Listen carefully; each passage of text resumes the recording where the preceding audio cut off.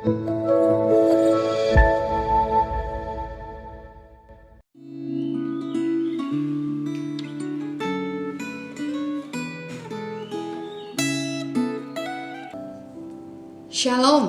Bapak Ibu Saudara sekalian. Mari kita akan mempersiapkan hati untuk berdoa sebelum kita merenungkan firman Tuhan. Kita meminta pertolongan daripada Tuhan. Mari kita berdoa.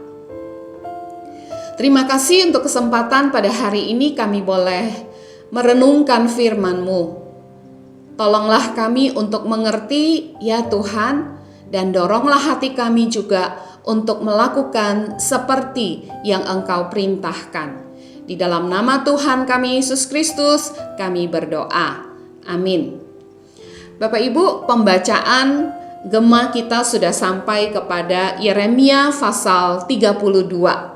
Saya mempersilakan Bapak Ibu untuk membaca keseluruhan pasal dan juga membaca Gema kita, dan kita akan hanya merenungkan beberapa ayat pada refleksi Gema pada hari ini. Mari kita akan melihat Yeremia 32 ayat 6 sampai 8. Yeremia 32 6 sampai 8. Berkatalah Yeremia, firman Tuhan datang kepadaku, bunyinya, sesungguhnya Hanameel anak Salum, pamanmu, akan datang kepadamu dengan usul, belilah ladangku yang di Anatot itu, sebab engkaulah yang mempunyai hak tebus untuk membelinya. Kemudian sesuai dengan firman Tuhan, datanglah Hanameel anak pamanku kepadaku di pelataran penjagaan, dan mengusulkan kepadaku, belilah ladangku yang di Anatot di daerah Benyamin itu, sebab engkaulah yang mempunyai hak milik dan hak tebus. Belilah itu, maka taulah aku bahwa itu adalah firman Tuhan. Bapak Ibu Saudara sekalian, membeli ladang di Yehuda di tengah ancaman perang, di mana tentara Babel sudah mengepung kota, rasanya bukanlah ide yang baik ya. Rasanya kita tidak perlu belajar ilmu ekonomi untuk mengetahui bahwa situasi seperti yang terjadi di zaman Yeremia bukanlah waktu yang tepat untuk membeli tanah. Karena Yerusalem sudah dikepung. Sebentar lagi kota dan penduduknya akan ditawan dan dibawa ke Babel. Hukuman yang Tuhan ancamkan kepada bangsa Israel akhirnya terjadi. Dan ini akan terjadi dalam jangka waktu yang lumayan panjang.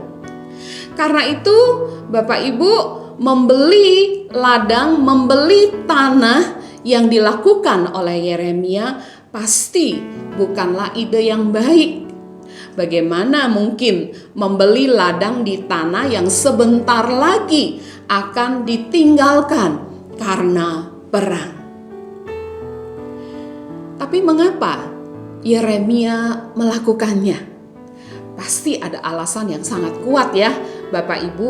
Dan alasan ini diberitahukan kepada kita di ayat yang ke-8 tadi, mengatakan, maka taulah aku bahwa itu adalah firman Tuhan. Jadi Yeremia melakukan sesuatu yang sepertinya tidak tepat waktunya, sesuatu yang sepertinya bisa dianggap bodoh oleh pandangan banyak orang pada umumnya, karena ayat 8 memberitahukan kepada kita, dia tahu ini adalah kehendak Tuhan. Ini adalah perintah Tuhan. Ini adalah firman Tuhan. Keyakinan ini membuat dia taat, walaupun ketaatannya, kedengarannya aneh dan tidak masuk akal. Bapak Ibu, pernahkah Bapak Ibu mengalami apa yang dialami oleh Yeremia? Bapak Ibu Saudara sekalian mungkin melakukan sesuatu yang sepertinya sangat bertentangan dengan pandangan pada umumnya atau pendapat pada umumnya, Karena engkau mengerti bahwa firman Tuhan menuntut engkau untuk melakukannya. Mungkin engkau mengampuni orang yang sudah banyak merugikan engkau. Orang-orang di sekitarmu akan mengatakan, "Wah, cerai saja kalau begitu. Wah, jangan jadiin dia teman lagi kalau seperti itu." Atau memberi di tengah-tengah situasi seperti hari ini. Mungkin orang lain akan berkata, bukannya waktu ini adalah waktu yang tepat untuk berhemat. Atau Bapak Ibu, di tengah pandemi ini situasi menjadi begitu sulit dan sepertinya kehidupan ekonomi kita begitu sulit.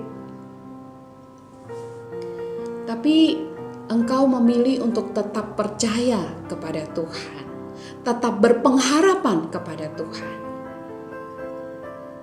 Sedangkan bagi orang lain sudah mengusulkan, sudah tinggalkan saja Tuhanmu, cari yang lebih bisa dan lebih pasti akan menolongmu di situasi sulit seperti ini.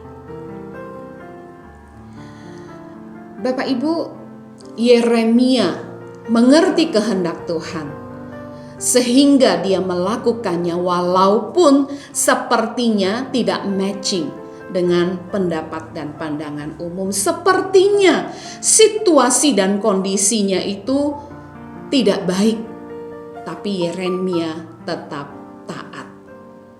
Mohon Tuhan menolong kita, Bapak Ibu, supaya kita juga seperti Yeremia.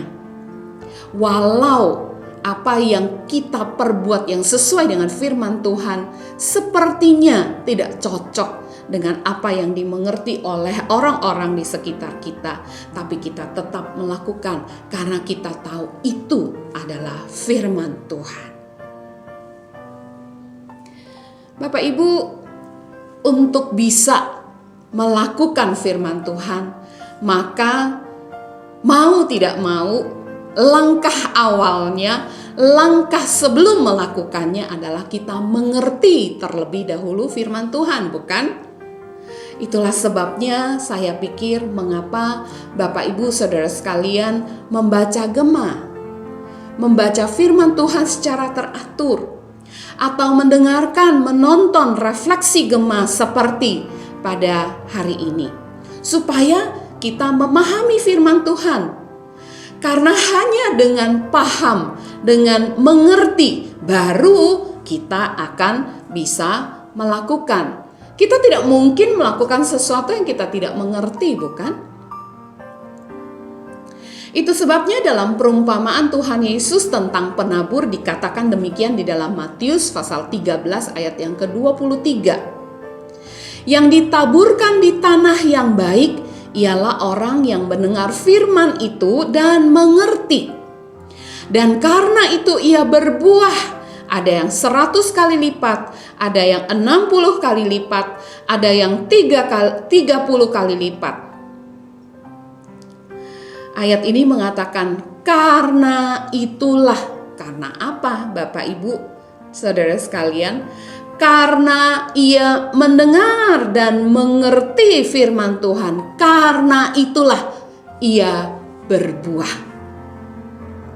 Saya yakin kita orang-orang Kristen yang mau berbuah, kita mau Tuhan menemukan hidup kita adalah hidup yang berbuah.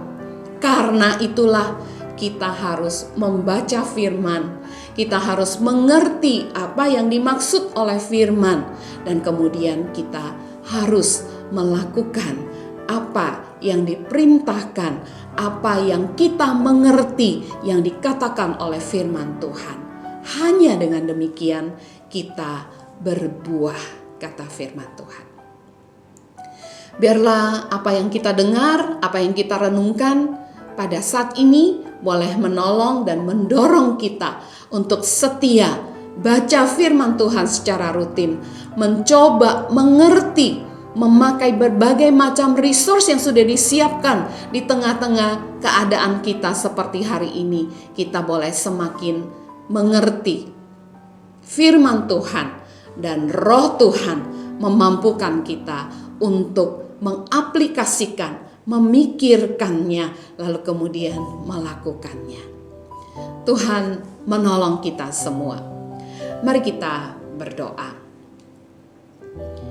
Tuhan, kami ingin menjadi orang-orang yang berbuah, orang-orang yang menghasilkan karakter seperti Kristus, orang-orang yang rindu melakukan firman Tuhan. Karena itu Tuhan, tolonglah kami rutin, setia, mendisiplin diri kami untuk membaca, untuk merenungkan firman-Mu, untuk mempelajari firman-Mu, supaya kami mengerti. Sehingga seperti Yeremia yang mengerti akan firman Tuhan, melakukan di dalam kehidupannya, walaupun penuh dengan halangan dan tantangan. Berkatilah kami semua Tuhan, dengarkanlah doa kami. Di dalam nama Tuhan kami Yesus Kristus, kami berdoa. Amin. Tuhan memberkati kita sepanjang hari ini. Amin.